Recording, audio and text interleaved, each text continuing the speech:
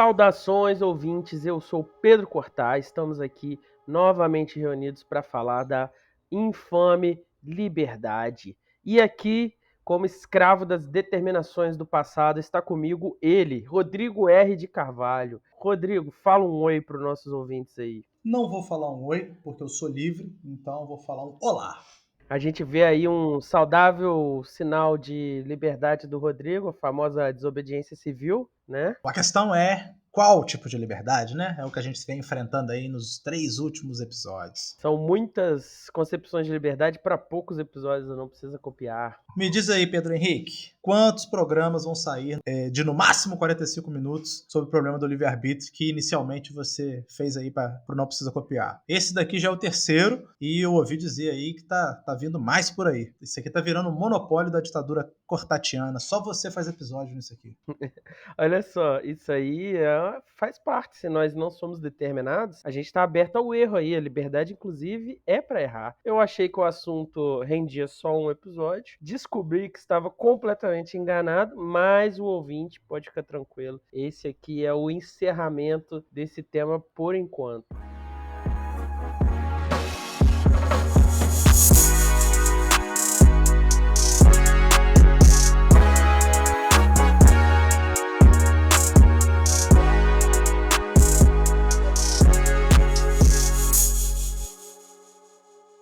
Mas antes da gente continuar, diz aí pros ouvintes, Rodrigo, o que a gente andou fazendo nesses 2 últimos episódios? Então, se o ouvinte não ouviu, ele tem que voltar lá. O episódio 63 a gente apresentou para vocês o caso do Robert Harris, um condenado ao corredor da morte nos Estados Unidos por praticar crimes horripilantes, hediondos, e a gente apresentou o caso dele. Contamos também da infância do Harris e colocamos a bola no chão do problema, né? Qual o problema? Robert Harris foi livre para decidir praticar aqueles crimes e com isso ele é responsável, ou de alguma maneira a sua história, a sua psicologia, a sua cultura, a sua criação na sua infância determinou os comportamento dele e por isso Robert Harris não seria responsável. Essa foi a grande discussão do episódio 63 e nós apresentamos este problema, né, o problema da liberdade, e colocamos já a bola de quais seriam os 2 próximos episódios, ou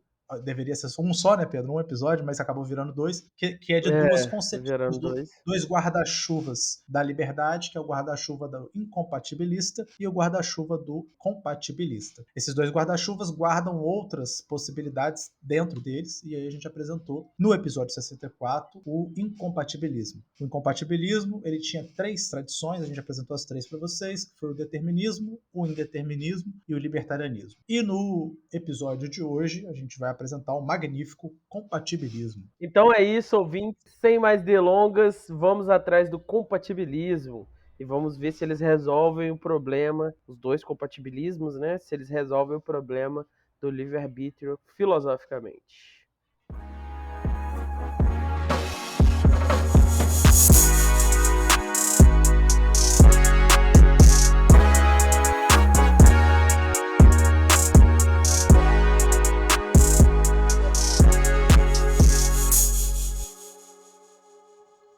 Nossa discussão até agora nos leva a um dilema intelectual. Qual é esse dilema? Que não importa se acreditamos que o futuro é determinado pelo passado ou se não é o caso, a liberdade ainda está em risco. A concepção determinística, ela acaba levando a gente para um determinismo rígido, mas o indeterminismo, a alternativa que foi proposta, ela torna impossível explicar como nós podemos agir de maneira livre e responsável.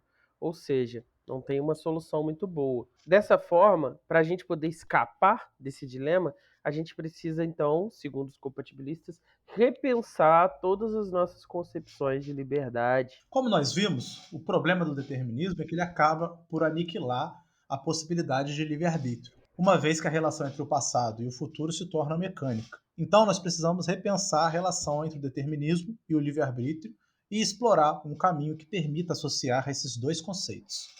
Então, essa posição filosófica ela chama compatibilismo, justamente porque ela tem uma visão que diz que a ideia de que o futuro está pré-determinado é sim compatível com a ideia de um livre-arbítrio nas pessoas. Antes de entrarmos nos detalhes, vamos olhar para duas situações similares. Primeiro, imagine-se andando pela rua na noite e um cara ameaçador vem na sua direção e fala: seu dinheiro ou sua vida? Provavelmente você se sentirá intimado e amedrontado. Você decide então entregar o seu dinheiro. Rodrigo, eu tenho um exemplo exatamente disso, mas que foi muito, muito extraordinário. Eu estava no Ano Novo, na Avenida Paulista, foi no finalzinho da pandemia, e tava eu, Isabela e mais uma amiga nossa, Maria. E aí eu tava andando assim, aquele monte de gente lá esperando os fogos e o relógio que tem a contagem regressiva, quando de repente um cara, que era um cracudo que vivia ali perto e tal, bem magro assim, baixinho, ele chegou e me abraçou. E aí ele começou a falar comigo, só que eu tava, tipo assim, em ritmo de festa, eu achei que ele tava me desejando feliz ano novo. Eu desejando feliz ano novo ele não soltava. Aí eu reparei, ele não estava me desejando feliz ano novo, ele estava me pedindo meu celular, falando, me dá o celular, isso é um assalto. Aí eu fiquei assim, caraca, não vou dar o meu celular pra esse cara, o cara é metade do meu peso, metade do meu tamanho. Aí eu fiquei assim, será que ele tá com mais gente, né? Porque esses caras vão assaltar, às vezes assaltam com mais gente. Eu tava com as duas meninas, então eu olhei pra trás. E aí eu fiquei pensando na estupidez desse cara, porque as duas estavam com joias, né? Bijuteria, na verdade, mas parecia joia e de salto, e elas são mais leves do que ele, né? Então ele foi lá e pensou, vou assaltar o gordinho com o dobro da minha altura, mas tudo bem, né? O raciocínio dele não importa. Aí chegou, eu peguei e empurrei o cara, falei, sai fora daqui. Aí eu virei as costas pra voltar com as meninas, saí daquela área pra ir para mais pra perto da polícia, né? Pro cara parar de me assediar. O cara foi e pulou em cima de mim, saiu correndo, pulou em cima de mim, igual o Sméagol no final do Senhor dos Anéis, e começou a tentar me Comeu atacar, seu me dar um dedo? mata-leão. Não tentou comer meu dedo, mas ele tentou me dar um mata-leão. E falando que ele era da gangue do mal, que ele ia me pegar. E aí eu tinha treinado jiu-jitsu muitos anos atrás, no passado, 3 meses, sou um excelente faixa branca. E aí eu fui lá e joguei ele no chão com esse negócio. Não exigia muita técnica também, né? Porque o cara, afinal de tudo, tava transtornado e tinha metade do meu peso. E aí eu joguei ele no chão, aí eu vi que tinha uma moça com ele. E aí ela ficou olhando pra mim assim e gritando, e o cara levantou e continuou falando: eu tô com a gangue do mal, eu tô com a gangue do mal. E eu voltando, correndo com as meninas, e o cara vindo atrás, doidaço. Eu tô com a gangue do mal, eu tô com a gangue do mal. Até que a gente passou em frente uma saída de metrô, assim, aquelas coisas de vidro, assim, que tem marcando o lugar onde você desce a escada do metrô, e saiu um senhor dali de dentro com o guarda-chuva. Aí o senhor olhou assim, isso é assalto? Aí eu falei, aham. Aí ele começou com o guarda-chuva na direção do cara. Sai daqui, seu safado! Sai daqui, seu safado! Aí ele expulsou o cara, ficou com mais medo do senhor com o guarda-chuva do que de mim. Aí eu virei pro senhor, agradeci ele, né? E aí a gente seguiu pra curtir nosso ano novo. Só que aí tava todo mundo exasperado, né? Você imagina, você tá lá no clima de festa, querendo celebrar, e a pessoa corre um risco desse aí, né? Mas acabou que ficou tudo bem, porque o cara não tava armado, não tava com a faca, com vidro, com nada. Só que foi esse momento aí, essa experiência aí de estar sob ameaça, do risco iminente de se ferrar se não cumprir o que a pessoa tá falando. Dica para o nosso ouvinte: sempre ande com um guarda-chuva. Dica pro ouvinte, excelente dica. Eu não recomendo reagir a assalto mesmo com guarda-chuva, que você nunca sabe se o cracudo que está te assaltando, ele tem uma arma, uma faca, alguma coisa, ou se ele está com outras companhias. Mas mais seguro você vai estar se você tiver com um guarda-chuva.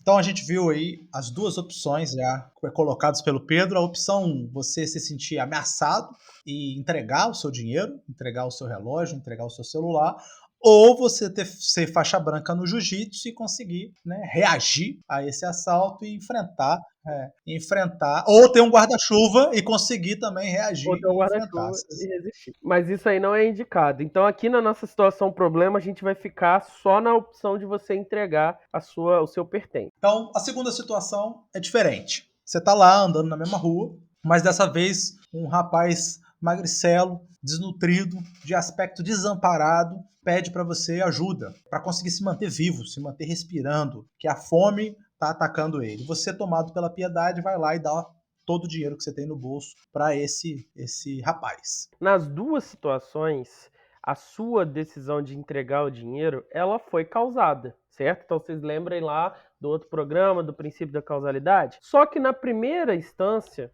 foi causada pela ameaça do criminoso, enquanto na segunda instância ela foi causada pela sua empatia pelo rapaz. Então uma tem uma causa que é agressiva, externa, e a outra vem em consonância com a sua própria visão de mundo. Um compatibilista diria que a nossa liberdade e nossa responsabilidade não são ameaçados pelos fatos determinantes, de causas determinantes que justificam as nossas ações. Nossas ações são livres desde que sejam determinadas de maneira correta. O que importa, então, para um compatibilista é que não exista, certo, nenhuma restrição que te impeça de fazer o que você quer. Na primeira situação do cracudo, do assalto, você queria manter o seu dinheiro, o seu celular, mas você não foi capaz de fazer isso por causa da ameaça que o criminoso fez. Tecnicamente falando, né? Ao invés disso, você foi forçado a fazer algo contra a sua vontade. E isso não é o livre-arbítrio. Por outro lado, dar o seu dinheiro por vontade própria, como na segunda opção, esta ação foi baseada na sua vontade livre. A ideia básica, então, aqui do compatibilismo é que você é livre desde que não encontre forças que o te impeçam ou te obriguem a fazer algo. Um exemplo intuitivo para explicar o compatibilismo é imaginar que Deus existe e sabe o futuro. Deus, por exemplo, sabe que você vai jantar miojo hoje. Então a pergunta é, quando a hora do jantar chega e você decide comer o miojo, você foi livre? Um compatibilista diria que sim. Se você quiser comer miojo e não for forçado a comer miojo, então foi uma decisão livre, mesmo que Deus já soubesse o resultado. Não importa se Deus sabe antes ou não o que você vai fazer. O que importa é se você foi capaz de agir segundo a sua vontade, os seus desígnios, e se nada te impediu de fazer essa vontade, de seguir nesse caminho que você queria. E esse Deus escrito em minúsculo aí? O Padre Camilo acharia uma afronta isso, hein? Olha ele aí. Fagner apareceu para fazer uma ilustre fala de exatos 3 segundos pra gente. Mas reza a lenda aí que ele vai voltar, hein? É tudo que a gente consegue pagar, né, hoje em dia. Como é que chama aquela tradição? Sebastianista, né? Ser sebastianista. Tem o Fagnerismo aqui. O Fagner, os ouvintes estão aí doando pro Não Precisa Copiar, e aí, infelizmente, ainda não é o suficiente pra gente contratar o Fagner para um episódio inteiro, né? Então tá sendo só uma pequena participação que o cachê dele permite. Mas voltando ao nosso tópico, ainda dá pra gente levantar algumas objeções a isso que foi apresentado aqui no compatibilismo. Teria sido livre minha decisão de comer o miojo se eu não pudesse ter comido outra coisa, por exemplo, um mexido? O compatibilista diria que a ideia de que você poderia ter feito diferente, hipoteticamente falando, ou seja, dizer que se você quisesse, você poderia comer mexido, ou se você tivesse dentro de você a outra vontade de comer miojo, significa que você poderia ter agido sim segundo esse desejo. Não importa se você vai agir segundo um ou segundo o outro. Então, Pedro, eu não vou poder dar sequência nesse roteiro, porque você está me pedindo para falar essa frase que eu não estou disposto a comer mexidão, e como eu estou sempre disposto a comer mexidão, eu não falo essa frase não, você vai ter que trocar comigo. Como é que pode ser uma traição tão grande dos seus princípios e você não leu a parada, cara? Só um exemplo. Claro, cara, olha só o seu exemplo, quem é que troca mexidão por miojo, cara? Como é que eu vou falar isso pro nosso ouvinte? O que o nosso ouvinte vai pensar de mim? Quem faz um negócio desse é coisa de indeterminista, gente doida. Realmente, o arroba Causax estava certo, os exemplos são terríveis. Então, peraí, deixa eu ver aqui. De fato, eu não tive vontade de comer mexido, mas hipoteticamente eu poderia ter tido essa vontade. E aí, a vontade que eu tenho é simplesmente uma determinação do estado de coisas. Mas eu sou livre por quê? Porque eu tenho a habilidade de agir de maneira diferente, certo? Aqui no caso vai ser hipoteticamente falando, mas se eu tivesse um outro desejo, uma outra vontade, um outro desígnio, se o Rodrigo tivesse outro princípio, ele teria agido diferente. Isso que importa para a gente pautar a liberdade. O importante aqui é que vocês percebam, que todos nós percebamos, que o compatibilismo ele introduz uma nova forma de a gente compreender a liberdade, uma que não requer que o futuro esteja em aberto. Tudo que precisamos para ser livres é agir segundo algo que é nosso e que também não exista sobre essa nossa ação algum tipo de restrição. Essa é a noção geral do que é o compatibilismo. Mas dentro do compatibilismo ele vai se desdobrar em duas coisas, o compatibilismo tradicional e o autocompatibilismo. Como vimos, o compatibilismo sugere duas condições para a liberdade. Uma ação livre é 1. Quando ela foi causada pela vontade do agente. E 2. A ação foi executada sem restrições. Ambas as condições são plausíveis e intuitivamente. Mas vamos olhar isso aí mais de perto. Nessas circunstâncias estabelecidas pelo compatibilismo, só pode ser uma ação livre uma ação que foi causada pela vontade de um agente livre. Faz todo sentido, né? Não tem nem o que discutir. Em outras palavras, uma ação pode ser livre somente se os desejos, sentimentos, esperanças, crenças e vontades do sujeito o levaram a tomar aquela decisão. Então você imagina, uma pessoa está limpando a janela do seu apartamento do 7º andar e aí ela derruba sem querer um vaso de planta. E esse vaso de planta cai, né, em queda livre até acertar a cabeça de um transeunte. Só que esse transeunte, ferido na cabeça, acaba morrendo, certo? Se isso acontecesse, nós não vamos considerar que a pessoa que estava faxinando seu apartamento é um assassino, né? Nós não vamos responsabilizar essa pessoa completamente, aplicando a ela aí uma pena de homicídio doloso. A gente vai considerar que foi um acidente, que ela foi negligente, que ela foi irresponsável, mas ela não fez isso de propósito, planejado, com vontade de machucar ninguém. Por outro lado, se eu esfaquear alguém por ciúmes ou raiva, ou se eu abraçar alguém por amor, essas ações são genuinamente minhas. E eu sou responsável por elas, ninguém tem dúvida disso. No nosso dia a dia, é bem raro que a gente faça alguma coisa que não foi causada diretamente pelos nossos desejos e as nossas vontades. Mas às vezes ocorre, o que nos leva à segunda condição, da gente ser impedido de fazer alguma coisa, né? Essa segunda condição funciona da seguinte maneira: minhas ações são livres somente se forem executadas sem restrições, que podem vir de diversas formas. Eu posso ser ameaçado com uma arma, como naquele nosso primeiro exemplo, isso é uma restrição externa. Em outros casos, eu posso ser impedido pela falta de recursos de fazer alguma coisa. Por exemplo, viajar, sei lá, para a Alemanha.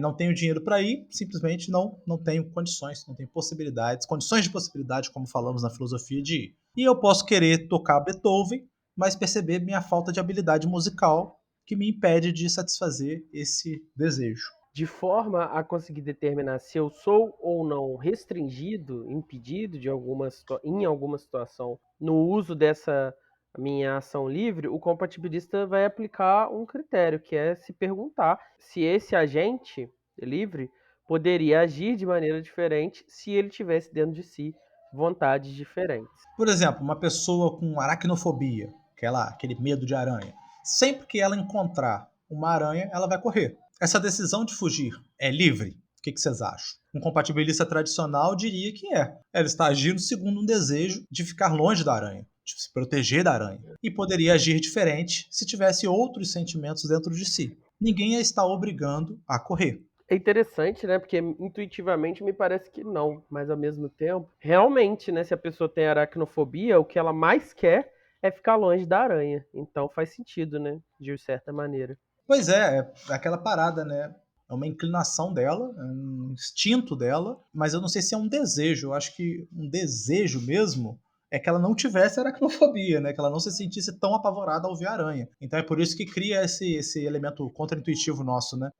Não sei, não sei, não sei. Você acha, não? Não sei se esse desejo existe. Porque, por exemplo, eu lembro da Ana Cristina, esposa do nosso querido amigo Léo. Ela tinha aracnofobia, ela não queria nem ver a página do livro Filhos de Anansi que tinha lá em casa, quando a gente morava junto, porque tinha uma aranha lá, entendeu? Ela não tem essa reflexão, ela não queria ter aracnofobia, ela só tem uma reflexão, não quero aranha perto de mim. Então, Tá, tem mas essa se você questão. perguntar a ela se ela poderia desaparecer com esse sentimento de repulsa desproporcional às pobres dos seres arácnidos, eu acho que os aracnófobos iam fazer isso. Né? Se você ouve Vamos o Não perguntar Precisa ela então. Copiar e tem aracnofobia, responda, por favor, a enquete que a gente vai colocar. O que você prefere? Este Você prefere medo ficar exterminado do longe seu de ser. aranha, ficar Ou não longe ter de medo de aranha ou aranha. não ter aracnofobia? Bom, a gente pode ver pela exposição até aqui que o compatibilismo tradicional ele deixa a gente com uma alternativa interessante, né? A gente é livre se a gente agir segundo o que a gente quer, sem nenhum tipo de restrição ou imposição. Essa ideia, ela é boa, ela funciona, porque ela vai ser compatível com o fato de que eu e vocês todos, nós temos dentro de nós vários desejos, várias vontades, que a gente consegue muito bem, às vezes, rastrear a origem dessas ideias e dessas vontades no passado. Sejam ideias, sejam vontades boas, ou sejam ideias, sejam vontades ruins. Por exemplo, a aracnofobia, que o Rodrigo aí é crítico de quem tem aracnofobia, eu não sou, quero acolher essas pessoas, mas a pessoa teve na infância um episódio com uma aranha, tem esse medo irracional. A outra pessoa começou a namorar, se apaixonou e tem dentro de si essa vontade de cuidar, de idolatrar, de dar beijinhos, de carinho na outra pessoa. Você via alguém viajando e aí você quer viajar. Então você consegue traçar aquela relação entre passado e futuro, só que você também tem o espaço para liberdade, na medida que você consegue perceber que você poderia agir diferente se você tivesse outra vontade dentro de você. Só que ela ainda tem algumas dificuldades, tanto enquanto compatibilismo, porque o compatibilismo ainda vai ser criticado nesse programa, quanto o dissenso que há na proposta dos autocompatibilistas, que eles vão ver uma limitação muito séria nessa concepção compatibilista tradicional que não condiz, segundo eles, com a verdadeira natureza humana e a verdadeira experiência de você ser um agente livre.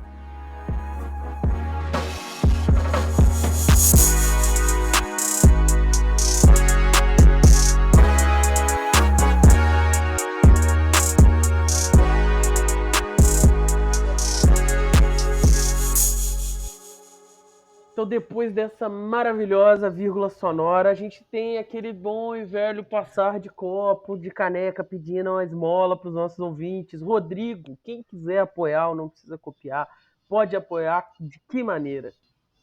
Então, há 3 formas de você apoiar a gente. Lá no nosso Catarse tem uma que nós nomeamos magnificamente como o apoio socrático kantiano, que é um apoio quase que de protesto, né? É um apoio que você não dá um centavo pra gente porque você acredita, né, que é um dever moral você fornecer, colocar à disposição de todas as Justo, pessoas, né? de todo o Justo. público na internet, justíssimo, a filosofia. Então, nós temos aqui, estamos cumprindo uma função social e moral, como Sócrates. Você só sinaliza a estima que você tem pela nossa ação, mas não financia isso. Exatamente. Então, assim, a nossa participação nessa ágora virtual que é a internet, ela é fomentada. Você pode ir lá compartilhar nosso conteúdo, você pode dar uma curtida, que são coisas que não envolvem a deturpação financeira. Então, esse é o nosso primeiro apoio, o apoio socrático kantiano. A segunda forma de apoio, você já não é tão, não rechaça com tanto ódio e com tanto vigor o dinheiro, e você vai fazer um apoio sofista pragmático. O que seria um apoio sofista pragmático? Você se transforma num mecenas do Não Precisa Copiar, porque você entende que nem todo mundo tem amigo rico, que nem o Sócrates, e sabe que o Não Precisa Copiar, nós somos reles professores do estado de Minas. Como é que era? Como é que era o príncipe de Weimar? Era esse, o do Kant, o brother do Kant? O Kant não, Fortalecia pô, do ele? Schiller. Financiava o Schiller, pô. É o príncipe É, isso, de... isso. Príncipe Augustenburg.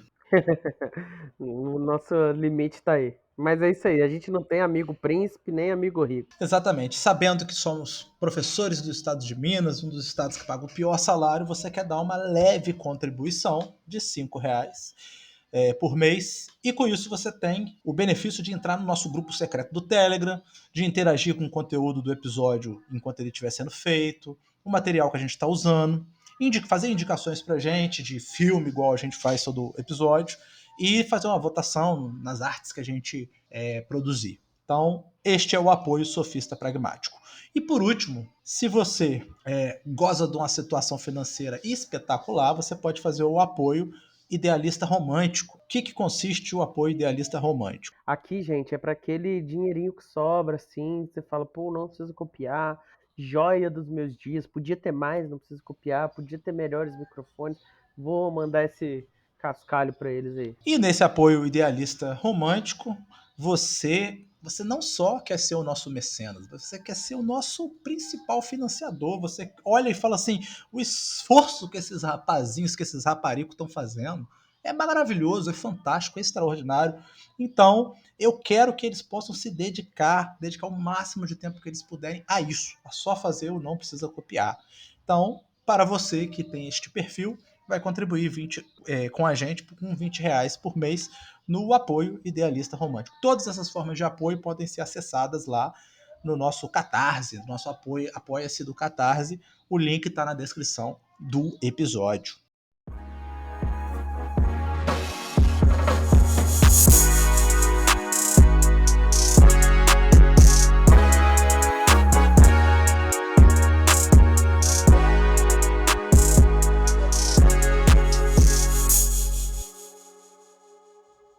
O compatibilismo tradicional que a gente estava explorando antes da nossa pequena pausa defende que nós agimos livremente sempre que uma ação é causada pelos nossos desejos e vontades e nós não somos impedidos de fazer algo ou forçados a fazer algo. A possibilidade sugere, então, que alguns dos nossos desejos, ainda que nos levem a agir, não são idênticos à nossa vontade. Imagine só que um rapaz está fazendo um bacharelado interdisciplinar na UFJF e não sabe qual curso vai seguir no segundo ciclo. Pedro Henrique, explica aí pra gente o que é o bacharelado interdisciplinar. Você que foi um grande membro deste grupo, um ilustre personagem do BI de Ciências Humanas da UFJF. Então, o BI foi uma tentativa, né, a partir do Reúne, de criar um novo modelo de bacharelados, que não foi muito para frente, né, parece estar acabando aí pelo Brasil todo, mas ele funciona da seguinte forma. Quanto um curso normal, né, você escolhe lá Direito, Medicina, Letras, Arquitetura,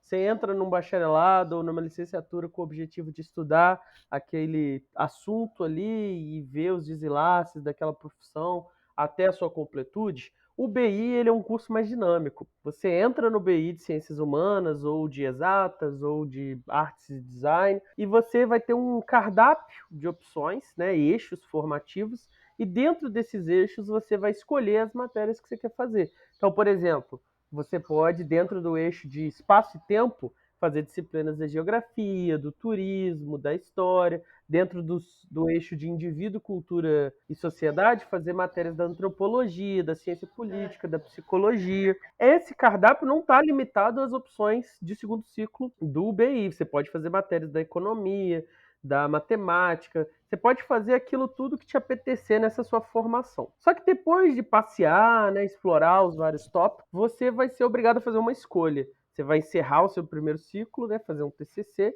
2 anos depois, né, 4 períodos. Isso, você vai escolher para onde que você vai, né, nesse segundo ciclo. A beleza desse formato é que, por exemplo, eu e o Rodrigo entramos no BI com um objetivo e lá aprendemos a amar a filosofia, nos apaixonamos e aí trocamos nossas intenções, nossas vontades e decidimos seguir para a filosofia. Que papo é esse, cara? O que a Pamela e a Isabela vão pensar? Você fala a frase, eu e o Rodrigo nos apaixonamos, e isso vai passar assim mesmo. Pela filosofia, cara, que é isso? E aí é basicamente isso. Ele tem esses 2 ciclos e você pode explorar nesse primeiro ciclo diversidades de conteúdos e depois ir para o segundo ciclo, pedir transferência para outro curso e por aí vai. E aí a ideia do exemplo é a seguinte: tanto o coordenador do curso e a família do jovem estão querendo saber para que lado ele vai, certo? Então ele está dividido aí, hipoteticamente, entre turismo e filosofia. Ele reflete muito sobre a questão, fica pensando o que ele vai fazer. E aí ele descobre que ele só quer estudar turismo porque ele tem um primo que trabalha no ramo da hotelaria, ganha muito dinheiro, e os pais dele vivem falando para ele isso. Se você fizer filosofia, você vai passar fome. Agora, se você fizer turismo e entrar nesse ramo que seu primo trabalha, você vai ganhar muito dinheiro. Nesse caso aí a família tá com a razão, né? Mas continuemos nosso exemplo. Que calúnia, cara. Você aí, riquíssimo, entre um dos 10% mais ricos do Brasil, acabou de ganhar um aumento dado com muita graça e boa vontade por Romeu Zema, tá reclamando e replicando esse papinho de que quem vira professor vai passar fome? A gente tem que escolher se a gente pede dinheiro ao nosso ouvinte porque a gente é pobrezinho ou porque a gente é rico, Pedro. Não dá pra gente ficar defendendo as duas coisas aqui, não. Olha só, a gente é rico, mas a gente tem conta pra pagar. Eu só fiz esse comentário que eu sabia que você ia se revoltar e a gente precisava dessa revolta aí, defender o caso da filosofia. Então, o nosso mancebo aluno do BI, ele percebe que Se não tivesse a família na equação, ele faria, de fato, sem pestanejar a filosofia, que ele é um idealista, né, um romântico. E no fundo, ele Não, não não, não, gosta não, da não, ideia não, de não, não, não. Não, não, não, não, não. Você não vai falar que todo mundo que faz filosofia é idealista e romântica aqui, não. Que isso aí é uma mentira. Alguém faz porque é pragmático e quer ganhar dinheiro. É isso que você quer me dizer. Não, mas tem gente que faz porque não é, pelo contrário. Tem gente que faz porque é niilista, tem gente que faz porque Não, pô, idealista é. romântico é só porque vai se dedicar ao conhecimento. Foi só por isso, não foi a tradição, não. Entendi, Relaxa, cara. entendi. Cara nervoso. Então, no fundo, ele não gosta da ideia de trabalhar no ramo da hospitalidade e quer contemplar o absoluto e dar aulas de filosofia. É isso que ele, quando ele foi lá e perguntou o coração dele, foi isso que o coração respondeu. Contudo, imagine aqui comigo que na vida desse mancebo, esses pais dele são as pessoas mais importantes que existem. E ele quer, né, como vocês mesmos fariam com uma pessoa que seja muito importante, ele quer impressionar seus pais e também não quer decepcionar eles, não quer causar neles um sentimento ruim. Então, eventualmente, ele se convence que o que é melhor é fazer a outra opção, aí ele se rende a ideia de estudar turismo. Aí eu pergunto a vocês, ele foi livre? Essa decisão foi livre? Um compatibilista diria que sim. Ele tinha o desejo de agradar os pais, agiu segundo esse desejo, sem ser forçado a escolher dessa forma. Nem seu pai nem ninguém obrigou a fazer turismo, então ele foi livre. O compatibilismo tradicional vai concluir que a decisão foi livre, mas aí a gente tem que se perguntar: essa vontade que o compatibilismo tradicional disse que é dele, que portanto garante, é um dos critérios de liberdade que garante que ele foi livre, é realmente dele? Ou não faria sentido dizer que essa vontade é do pai dele e portanto ele não foi livre porque ele agiu segundo a vontade do pai dele? Então, se você está aí também rejeitando essa resposta do compatibilismo tradicional, quem sabe você pode achar o autocompatibilismo mais atrativo como teoria da liberdade. Tal como o compatibilismo, o autocompatibilismo sugere que as ações determinadas pelo passado podem ser livres, mas se distingue do compatibilismo tradicional ao acreditar que a nossa vontade só é genuína se agirmos segundo desejos que nós escolhemos e com os quais nós nos identificamos. A gente vai chamar esses desejos e vontades que nós realmente queremos seguir de vontades autênticas, em oposição às vontades inautênticas, que não são nossas. Se agirmos segundo a imposição de outra pessoa, sejam os nossos pais nos aconselhando, seja pressão social de você estar num grupo que está fazendo alguma coisa, seja consequência de uma propaganda, seja consequência dos hábitos ruins que você desenvolveu, dos seus vícios, o ambiente onde você está, não importa. Se nós agirmos segundo esses desejos inautênticos, então, por consequência, nós não estamos cumprindo o critério do compatibilismo e, logo, não estamos fazendo uso da nossa liberdade. De acordo com o autocompatibilismo, a liberdade é dependente daquilo que acontece dentro de nós. Ninguém pode perceber, olhando de fora, se alguém está agindo segundo vontades autênticas ou inautênticas. De acordo com o autocompatibilismo, nós somos repletos de desejos conflitantes, que nos exortam a agir. Contudo, desde que nossas decisões sejam independentes dos desejos inautênticos, isto é, elas não determinem a nossa ação, nós somos verdadeiramente livres. E aí, Pedro, volta na questão da aracnofobia. Então, a aracnofobia seria um tipo inautêntico de Exato. desejo de. Faz sentido isso? Exato. Poderia ser. Se A a não ser que a pessoa, pessoa como fale que você, ama ser aracnofóbica. ama, ama ficar longe de aranha. E essa é uma questão, então, que o autocompatibilismo ajuda a resolver. Porque se ela, como você falou, odeia o fato de ter medo de aranha e tal, ela vai ter essa cisão das vontades e você vai poder apontar quando ela está agindo. Então, isso indica pra gente que a verdadeira liberdade, ela vem dessa compreensão de nós mesmos. Olha que lindo isso. A gente tem que compreender o nosso interior, a nossa intimidade pessoal. A gente tem que olhar para dentro de nós. Ou então, para o futuro, né? E também quem a gente quer se tornar. Exatamente.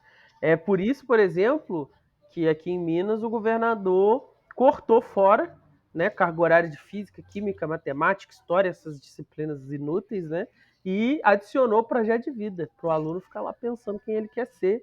Já Romeu Zema, um autocompatibilista, queria criar aí um futuro de agentes mais livres. Tem que botar um alerta de sarcasmo aí, que daqui a pouco estão cancelando a gente na internet por causa dessa sua fala. Vão cortar só essa fala aí. Não, todo mundo sabe que eu sou inimigo do projeto de vida.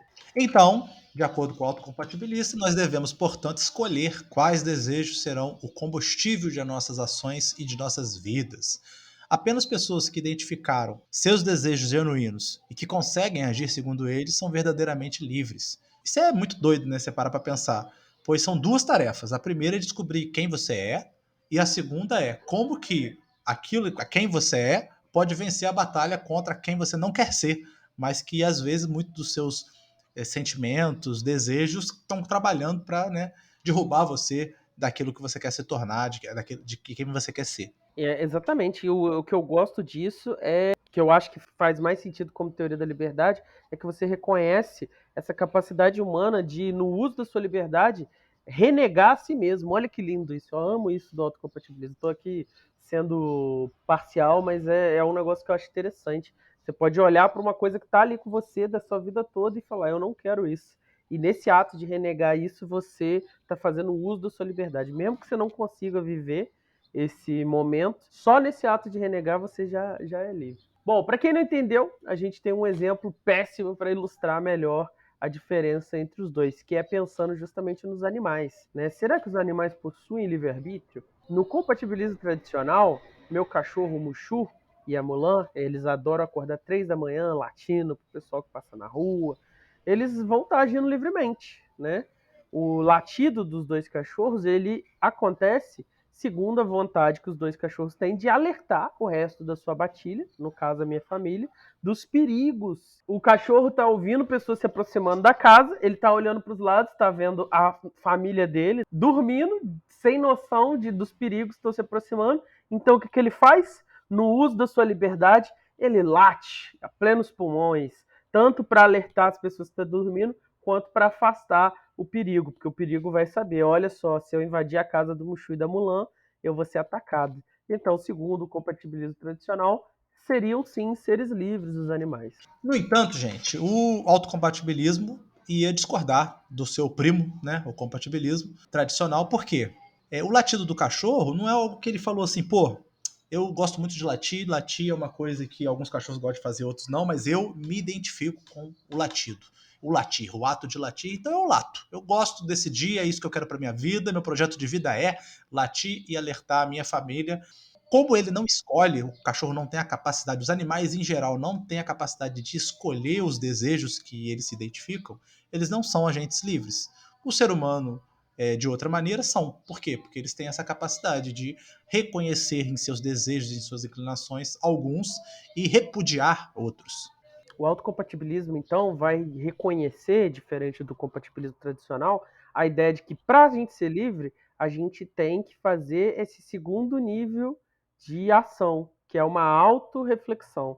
Por isso que ele vai ser o autocompatibilismo, certo? Sem essa autorreflexão, sem essa autoconsciência, você não consegue ser livre. Sem essa autoidentificação com o que você gosta, o que você ama, você não consegue ser livre. Ainda que a gente esteja apresentando aqui essa diferença, né, entre o compatibilismo tradicional e o autocompatibilismo, tem uma questão fundamental, que é uma premissa básica que os dois dividem, né, que é nossas ações são livres, mesmo se forem causadas ou determinadas. Essa é a premissa básica dos dois. Contudo, a insistência de que o determinismo e a liberdade são compatíveis é o alvo escolhido pela crítica feita ao compatibilismo. Mas isso a gente vai ver daqui a pouquinho.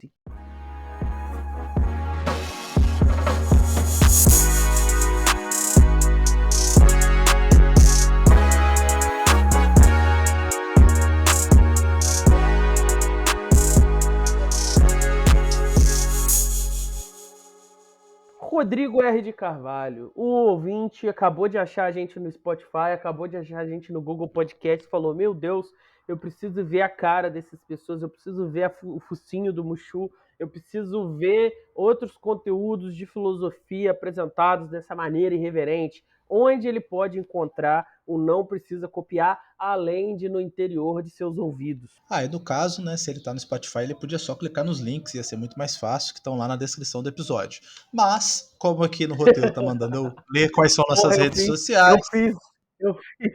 Eu fiz essa introdução excelente empolgada e você acabou com tudo agora. Eu não quero nem mais anunciar Não, link. ué. Eu tô... Isso aí é fantástico, velho. Mas se ele quiser procurar a gente usando o método Google, ele vai colocar lá @nprecisacopiar e vai achar a gente tanto no Twitter quanto no Instagram. Se ele quiser colocar www.nprecisacopiar.com.br, ele encontra o nosso magnífico site. E se ele quiser achar a gente no Facebook, é só ele colocar Não Precisa Copiar. Na rede social nova aí, que tá bombando, a gente ainda não tá, porque nossa social media disse que essa rede vai falhar miseravelmente. Então nada de threads por enquanto. Mas o TikTok vem aí, hein?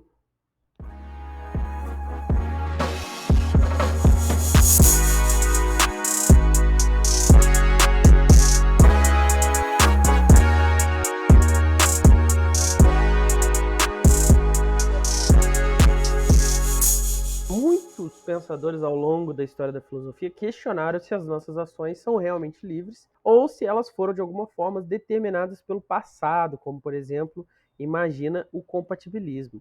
Mas essa resposta especificamente do compatibilismo, ela recebeu críticas de peso. Por exemplo, William James, o grande filósofo americano, disse o seguinte, que era uma saída problemática. E Kant, um grande filósofo, né, referência, top 10 da filosofia, falou que era um subterfúgio miserável. Ou seja, crítica tem. Pô, cara, top 10 Kant. Porra, top 3. Top 5 eu já ficaria enojado. Top 10. Vou te ensinar, vou te ensinar um negócio sobre o top 10. Dentro do top 10 tem o top 5 e o top 3. Eu só não queria Não, me não, não, não. Não vem com indispor essa, com não. outros. Não, não vem com essa, não. Top 10, se o Kant fosse o 5 da lista, não seria do top 10, seria do top 5. Fosse 3, não seria, Mas tu não fala top eu não 50 pra farei, se atribuir o terceiro colocado, porra. Rodrigo, não importa se não é o top 1, não importa. Fantástico, fantástico. Bom, se a gente levar o compatibilismo a sério mesmo, parece ser o caso de que somos responsáveis por um futuro que nós, no fim das contas, não causamos. Será que essa ideia é razoável?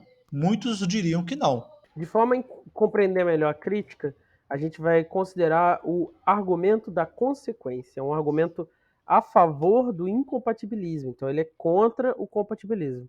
E ele diz o seguinte: o determinismo não vai ser compatível com a ideia de responsabilidade moral. E a ideia de responsabilidade moral, como a gente explorou anteriormente, ela tem a ver muito forte, intimamente, com a ideia de liberdade. Então vamos lá, do jeitinho que o Vincent nos ensinou. Premissa 1. Ninguém tem poder sobre o passado. Premissa 2. Nossas ações futuras são um produto da nossa vontade e essa é consequência do passado e das leis da natureza aí que fazem as coisas se desenrolarem. Premissa 3. Se nós não temos o poder de fazer X, então nós não temos o poder sobre as consequências de X. Conclusão intermediária, então, logo, nós não temos poder sobre as nossas ações futuras. A partir disso, a gente desenvolve uma premissa 4, que é qual? Premissa 4. Para sermos responsáveis pelas nossas ações futuras, nós devemos ter o poder sobre nossas ações futuras. Logo, conclusão final, nós não temos responsabilidade moral sobre nossas ações futuras. Ou seja, a ideia do argumento é mostrar que a gente não controla o passado, se a gente não controla o passado, a gente não controla o que acontece no futuro, se a gente não controla, a gente não é responsável. E isso é um indício de que não está relacionado aí essa versão do compatibilismo com uma ideia de liberdade que permita a responsabilidade moral. As premissas 1 e 2 são plausíveis. Nós não temos poder de mudar o passado. E se aceitamos a ideia de uma influência dele no futuro, então nós teríamos que aceitar a premissa 2. E aí, a partir daí, se constrói o argumento em cima do princípio da falta de poder, né? Que é a ideia de que se você não tem poder de fazer algo, você também não tem poder sobre as consequências desse algo. Essa é a premissa 3. Então você pode pensar num exemplo hipotético, né? Imagina uma menina que ela nasce sem os braços, teve esse não desenvolvimento dos membros dela congênito, desde que ela estava na barriga da mãe. Ela não tem controle sobre isso, né? Ou seja, ela não consegue mudar isso. Ela nasceu assim. O fato de que ela nunca aprendeu a tocar piano vai ser consequência dessa deficiência física dela, certo? Então, se ela não tem controle sobre ter nascido sem braço, ela também não tem responsabilidade pelo fato de que ela não tem habilidade de tocar piano. A gente consegue mostrar que a responsabilidade dela é nula, porque ela não tem, enquanto eu e vocês não tocamos pianos, porque a gente não quis aprender, a gente não teve oportunidade de estudar e por várias outras causas, ela não tem como, então ela não tem como ser julgada sobre isso. Teoricamente falando, se ela não tem controle sobre uma situação e a situação leva a uma consequência, então também não temos o poder sobre a consequência. Ela não teria o poder sobre essa consequência. Isso é o que é chamado de princípio de transferência, de falta de poder. E segundo ele, nós temos que aceitar a premissa 3, ou seja, o compatibilismo nos levou a um beco sem saída. Muitos filósofos eles vão acreditar que sem uma compreensão boa de liberdade e sem a responsabilidade moral, não é possível ser realmente livre, certo? Você não pode agir de outra forma, então você não é realmente livre. Você não é responsável pelo que você faz, então você não é realmente livre. E a gente já tocou isso aqui na escolha de Sofia, no primeiro programa, em um outro exemplo que a gente deu. Essa ideia de que você tem que ser capaz de agir de outras formas, se a gente concordar com esses outros filósofos de que é uma ideia necessária, então a gente consegue ver, segundo esse argumento, que o compatibilismo não vai servir como uma verdadeira e genuína defesa da liberdade, já que, segundo essa escola de pensamento, a gente não vai ser livre de maneira absoluta. A gente voltou meio que para estaca zero.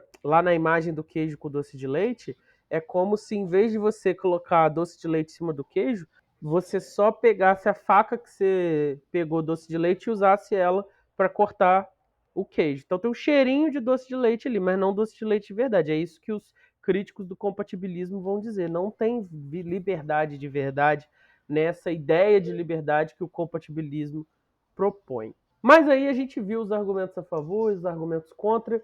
O que o compatibilismo tradicional e o autocompatibilismo diriam analisando o caso Harris? Então, o compatibilismo tradicional, por atribuir liberdade à conformidade com a sua vontade, suas inclinações, acredito que diriam que ele tem que ser entendido como criminoso, uma vez que ele fez uso Agiu segundo suas vontades, né? de sua vontade. Lá no relato, ninguém fala que ele foi obrigado a atirar, que ele foi obrigado a fazer a rir, que ele foi obrigado a ir assaltar o banco. Ele queria assaltar o banco, ele queria o carro dos meninos, ele não queria deixar eles vivos e ele fez tudo segundo a sua vontade. Ao mesmo tempo, né, como teoricamente a gente não determina as coisas no compatibilismo tradicional, o resultado final talvez também não pudesse ser atribuído. O que você acha, Pedro? Essa é a crítica, né, que a gente acabou de expor. A ideia do compatibilismo é te permitir ser responsável pelas consequências das ações que você toma segundo as suas vontades. Só que aí a crítica que a gente acabou de ver, ela está dizendo o seguinte, olha, ele tenta resolver o problema, mas ele não resolveu, porque você continua não sendo responsável. Mas a ideia que o compatibilismo diria para si mesmo é, não, se ele agiu segundo a sua vontade e se ele tivesse outras vontades, ele poderia ter agido de outra forma, então ele é responsável. O compatibilismo vai dizer que é, mas os críticos vão falar, eles não estão resolvendo o problema de verdade, é mentira deles. E no autocompatibilismo, teria que fazer uma pesquisa, teria que fazer um estudo se ele escolheu essas inclinações assassinas como autênticas, né? Exato, Como exato. Então essa seria, eu acho que o grande. E aí, se a gente pensasse a questão do passado dele, da infância dele, se aquilo permitiu ele uma escolha autêntica, se aquilo deturpou a escolha. Isso. Ele cresceu sofrendo lá, que a gente viu no jornal, e aí, quando ele era adulto, ele escreveu, tipo assim, eu odeio o mundo e eu quero que o mundo acabe. Então quer dizer que ele estava escolhendo ser desse jeito. Agora, se ele escreveu num diário, na parede, na prisão, nossa, eu queria ser diferente, mas tem algo errado comigo. É aquela coisa meio Doutor Estranho, não, como é? Aquela coisa meio Hulk, meio o médico e o monstro, sabe? Se você olha para esse outro lado seu, né? No caso do Robert Harris, se ele olha para essas vontades homicidas, esse sadismo dele, e ele faz porque tá dentro dele, mas quando ele acaba ou quando ele tá bem, ele olha para isso e se arrepende, fica, meu Deus, eu não queria ter isso dentro de mim, eu queria ser diferente. Se ele tem essa reflexão, então ele realmente agiu sem liberdade, ele agiu segundo vontades inautênticas. É claro que ele ainda seria responsabilizado legalmente, mas ele é menos responsável do que no compatibilismo tradicional. Concorda, Rodrigo? É, concordo, mas ainda estou absolutamente insatisfeito e daqui a pouquinho a gente vai falar disso.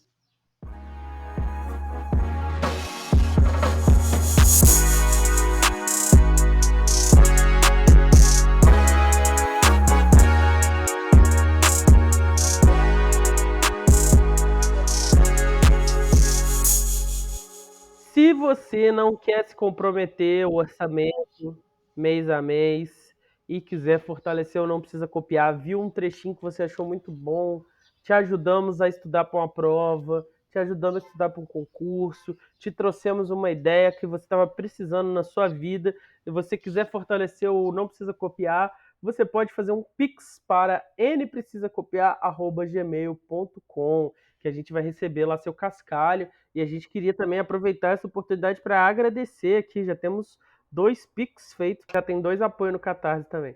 Com o dinheiro do Catarse, mais esses R$ 6 aqui do Pix, acho que já dá para fazer um impulsionamento agora.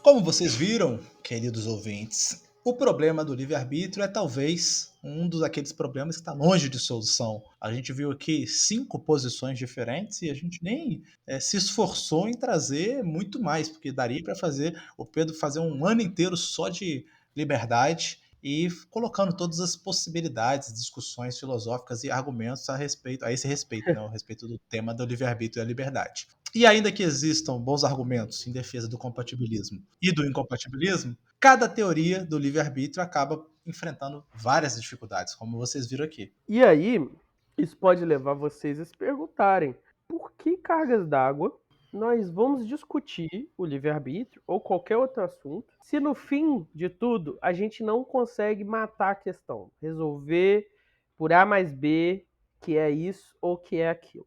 A gente aqui da filosofia, a gente já aprendeu, e estamos tentando mostrar para vocês, a gente aprendeu lá com Sócrates, que discussões inconclusivas podem, mesmo sem uma solução derradeira, serem muito benéficas, tanto para o indivíduo quanto para a sociedade geral. E às vezes a gente tem até que se perguntar: será que alguma discussão na ciência, na filosofia, na sua vida, ela tem mesmo um ponto final? Ou as pessoas só param de discutir temporariamente?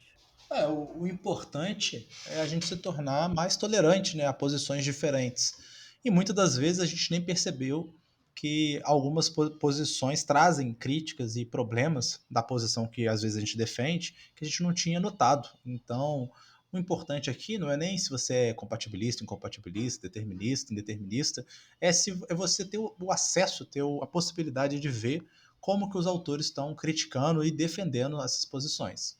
A questão toda é: eu tenho uma posição, o Rodrigo tem outra. As suas afinidades de crença, de valores, vai te fazer pender para uma ou para outra. Mas enquanto conhecimento, enquanto conceitos que servem para a gente ler a realidade, ler as posições que aparecem na vida, situações, é essencial que a gente tenha uma compreensão ampla.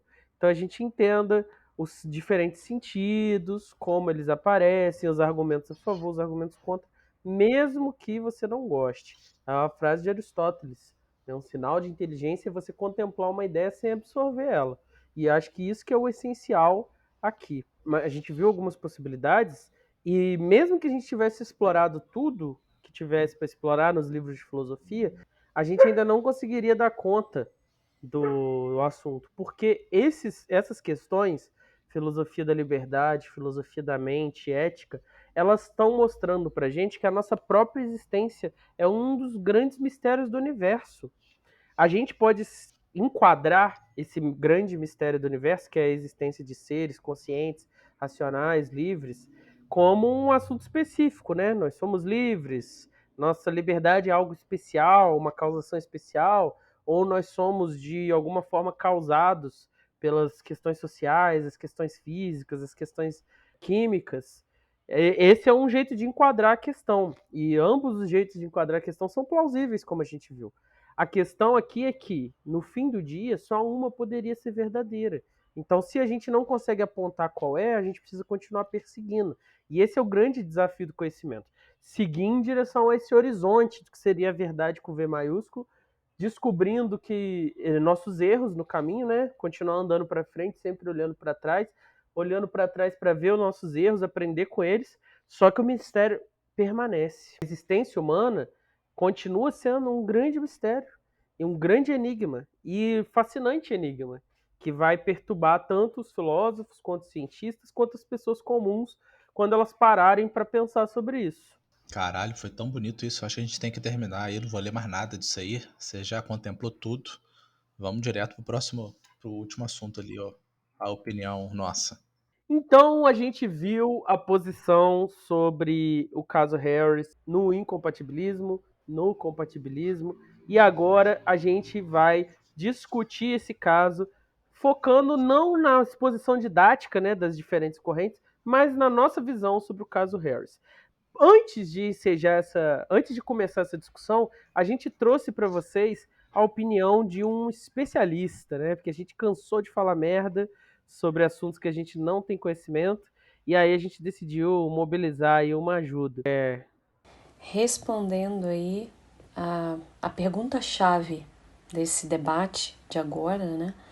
Se as ações humanas são genuinamente livres, ele foi livre realmente no ato dele, né?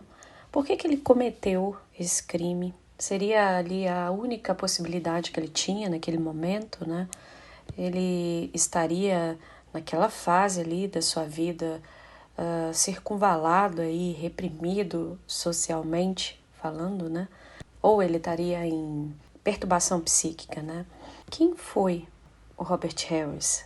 Como ele pensava, né? E será que o ambiente ali existencial, o ambiente da vida dele, vamos dizer assim, realmente foi determinante para que o desfecho foi como foi, né?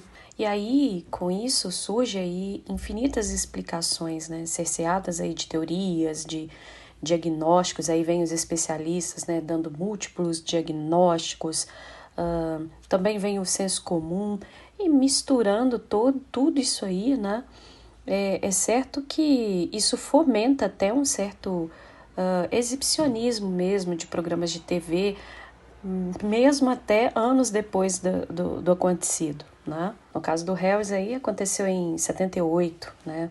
Hoje é certo que temos muito mais recursos, temos mais estudos, né? Temos mais fontes aí do saber para chegar um pouquinho perto de explicar, se é que se explica algumas atitudes, né? Se tem uma coisa que é certeira, é que não existe um único fator que explica um comportamento criminoso.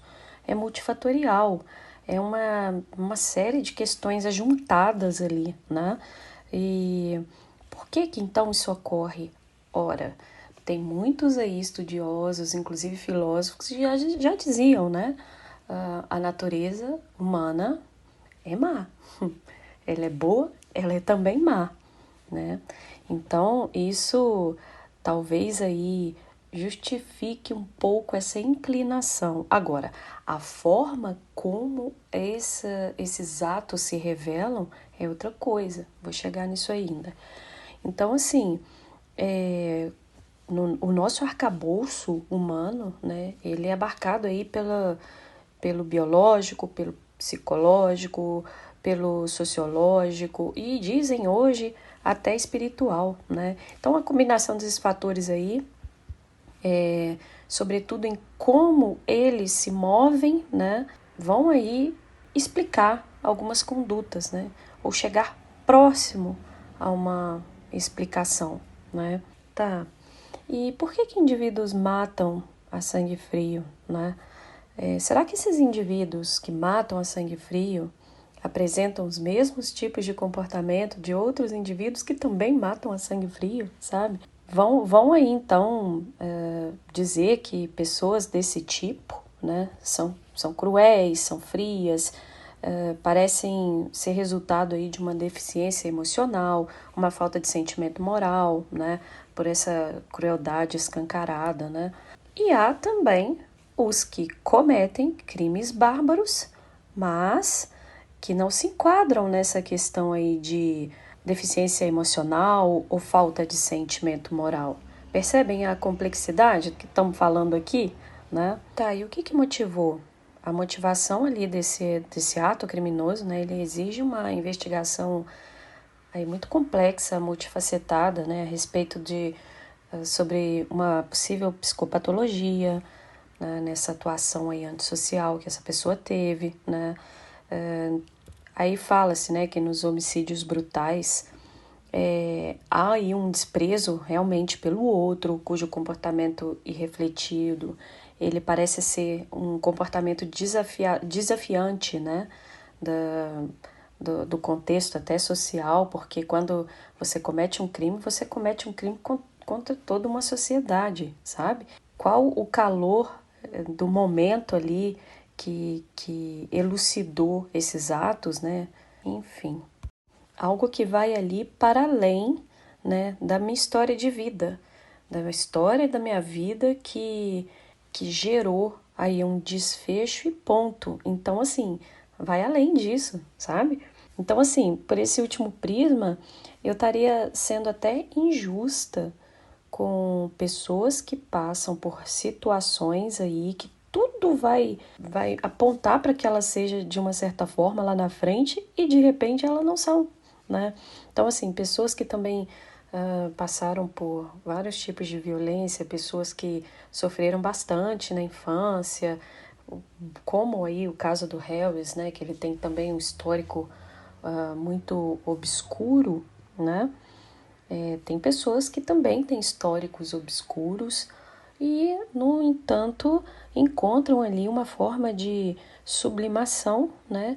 E assim, algo se reverte, né? Em tudo indicava para que ela fosse de uma certa forma e, no entanto, parece que em algum ponto ela transforma tudo ou nem se identifica com aquelas coisas horríveis que já aconteceram com ela. O Robert ali, ele nasceu literalmente de um ato violento, né?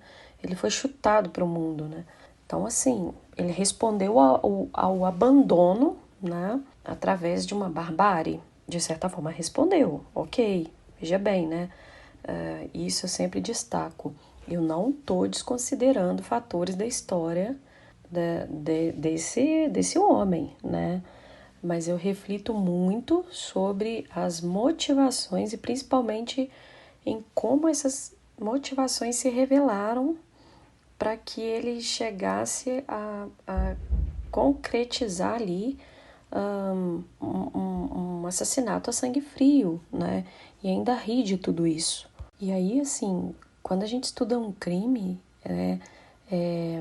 nesse aparato aí de investigar como o criminoso pensa e como o crime, né, se concretizou, né, a forma com que ele foi executado, revela um norte até para chegarmos mais próximos àquela natureza, né? E isso dá também uma lucidez na gente, porque se ele teve escolha de simplesmente deixar os meninos correrem, né, e não fazer o que ele fez, né, mas, no entanto, ele escolhe, sim, dar tiro pelas costas em um e estourar os miolos do outro, né, assim revela a história. Então, no momento determinante ali, ele fez escolhas, né, ele fez escolhas dentro de um, sei lá, micro sistema ali, até de livre-arbítrio, né? Enfim. Então, assim, por mais que a gente estude esses casos, até um gênio, o gênio dos gênios aí, ele não vai ser capaz de responder com exatidão, não, porque disso, aquilo, não, viu, gente? Porque a mente humana, ela é muitas vezes perversa, né? Capaz ali ter uma criatividade de fazer coisas que Deus até deve duvidar lá, coitado. E um adendo aqui para a psicologia criminal, né? ela se atenta aí ao delito, o delinquente, a vítima e ao controle social, que é um pouco de que nós estamos falando aqui, né? Vou chegar ainda na parte das vítimas. Mas assim, atento para a frieza do Robert, revestida aí de diversão, né? Disposição para rir da cena e ainda ter tido apetite para alimentar do almoço, né, dos meninos com bom humor, né? Depois de ter ali matado, né? E há teorias que mencionam que o criminoso já é criminoso antes de qualquer passado. Então aqui pode ser que se assim, descarte um pouco o determinismo, né? Então que ele já existe como um ser ali que é o que é, pronto e acabou, independente do que acontecer depois, né? Eu acho que os criminosos são livres nos seus atos perversos, né? Porque ele poderia ter...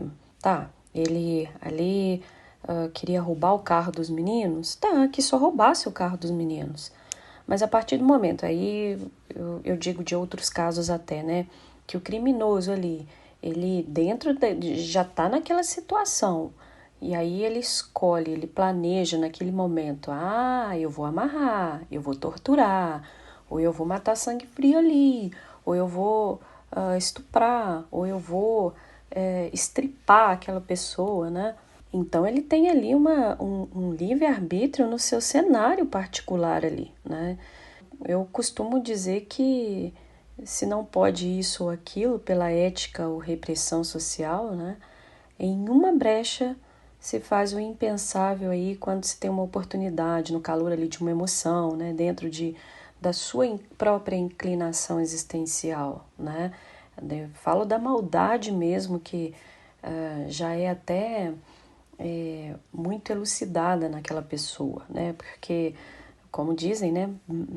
Todos nós somos maus também, né? Mas tem pessoas que têm essa maldade já desde que estão no germe ali da existência, né? Então, assim, lembrando que o Harris cometia crimes desde sempre. Ah, tá, Sabrina, mas ele também sofreu, foi chutado para o mundo, já abandonado desde cedo e tal. Tá, e aí vamos mexer um pouquinho com esse debate aqui, né? Tá, todos os irmãos dele foram pro mesmo caminho, sabe?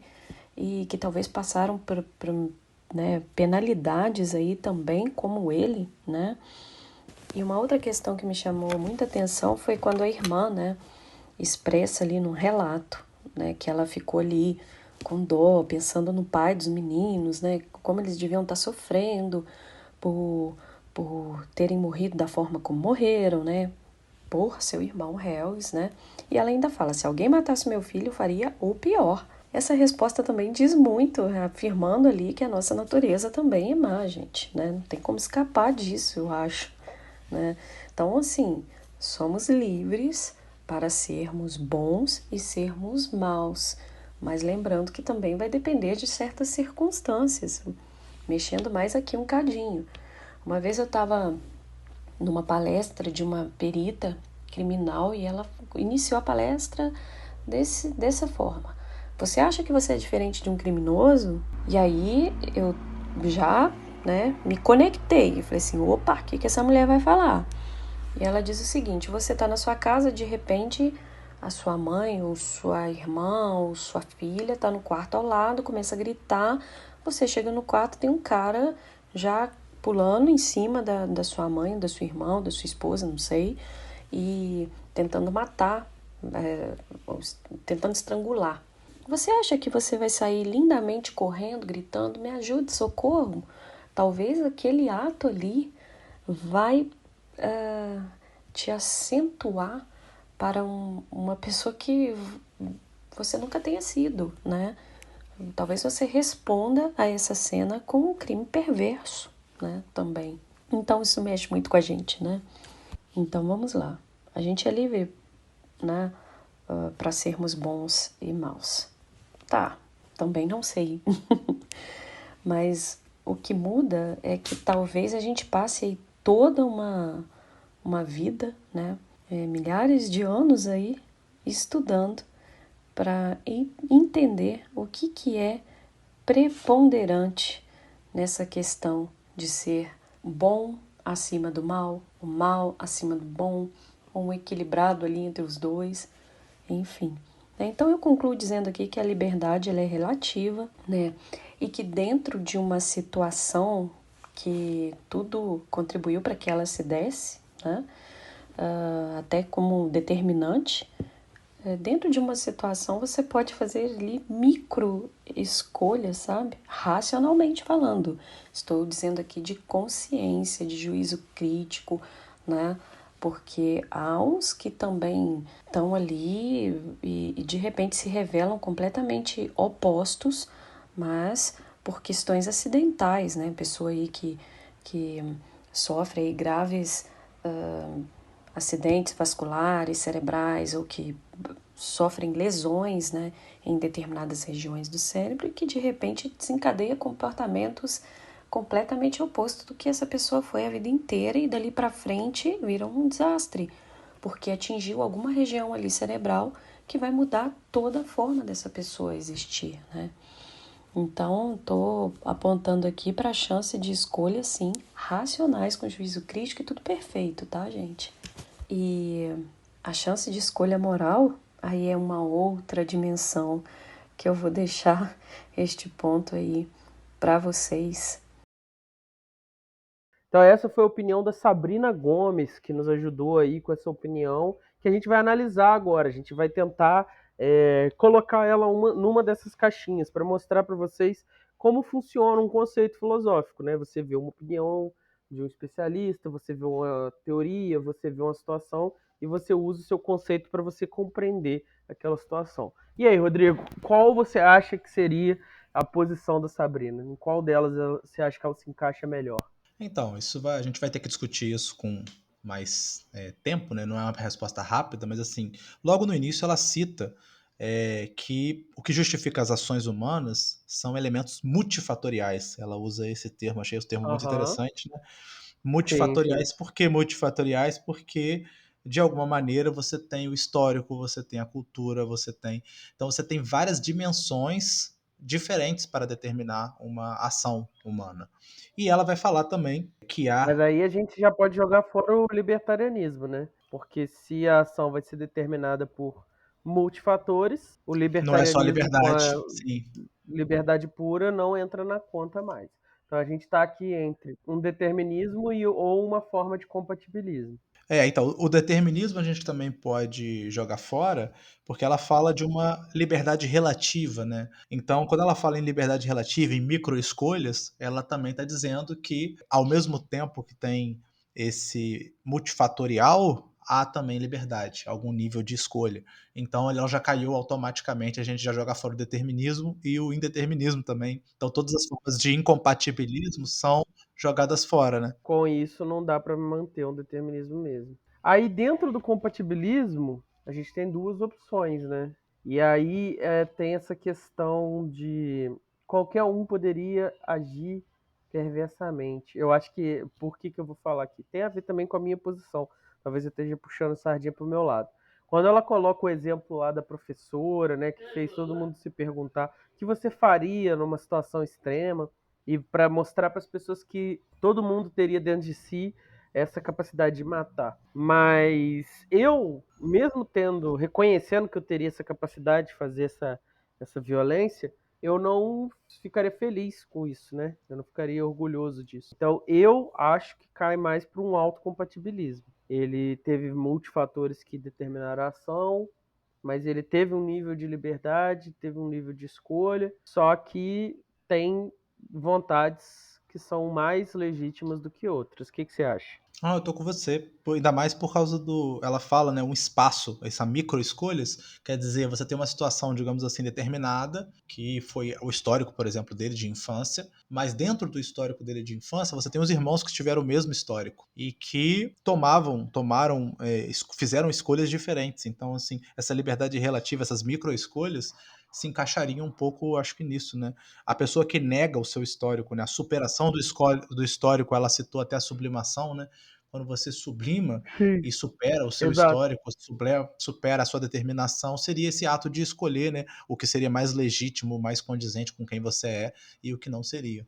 Então eu tô contigo, Pois ela é, cai pois é. no autocompatibilismo. E se a Sabrina, depois de ouvir os Não Precisa Copiar, discorda da nossa análise, ela pode estar mais do que convidada a mandar um áudio aí reclamando que a gente toca aqui. Mas e Fazer uma você, réplica. Rodrigo?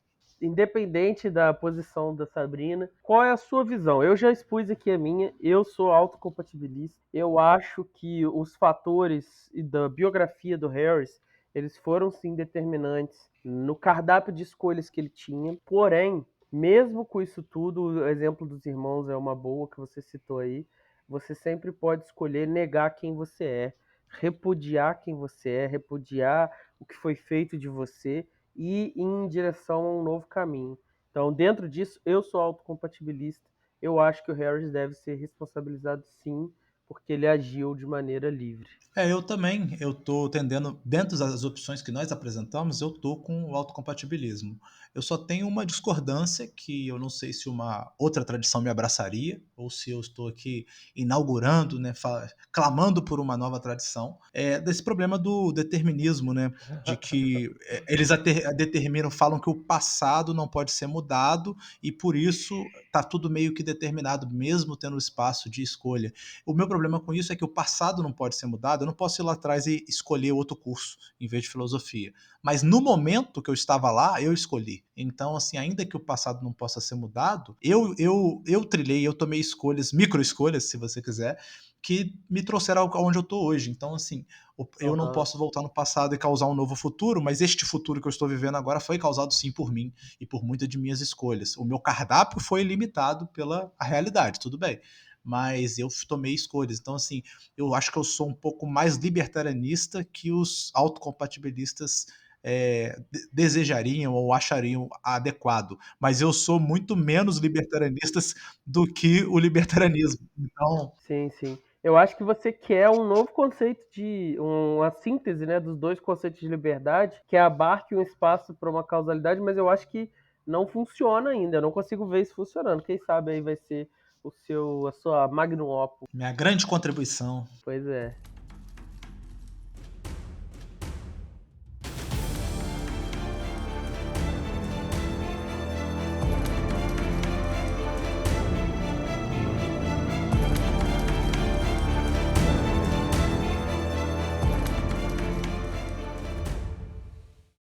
Rodrigo, antes da gente fazer as recomendações, eu queria dizer o seguinte: Luizão está muito ocupado estudando no seu doutorado, certo? Então ele não teve tempo de gravar, mas ele disse que aquela frase que você citou era do Goethe, sim. Então você estava certo e eu estava completamente errado. Fantástico. Eu estava em dúvida entre Goethe e Schelling, mas fica aí. Então, o homem é a flor que brota da carne do mundo. Goethe. Agora, recomendações. O que a gente vai recomendar para os ouvintes nesse momento para representar aí o autocompatibilismo e o compatibilismo? Nada, né? Também não pensei em nada. Bom, um magnífico filme que a gente já indicou em outro episódio, mas que vale a pena, é aquele musical dos Miseráveis, né? Com o nosso Wolverino, fantástico Wolverino, e o pai do Superman, nosso Russell Crowe, e que ali Eu nós achei que você ia temos. indicar um livro, cara. Tu indicou um musical. Não, musical, pô, musical é sinistro. E ali você tem várias questões de escolha ou determinismo, né? É que é pra gente pensar aí se Jean Valjean escolheu a vida que levou, se não escolheu, se o Javé, ao soltar o Jean Valjean, escolhe ou não escolhe. Então, assim, tem várias questões ali ligadas a esse ponto da liberdade, do livre-arbítrio, que são interessantes pra gente discutir. E você, Pedro Cortá? O que eu queria indicar é o Alto da Compadecida. Veja só, as pessoas morrem e elas vão para um julgamento. E lá elas colocam na frente, diante do altar de Deus, suas causas e razões para terem agido como agiram.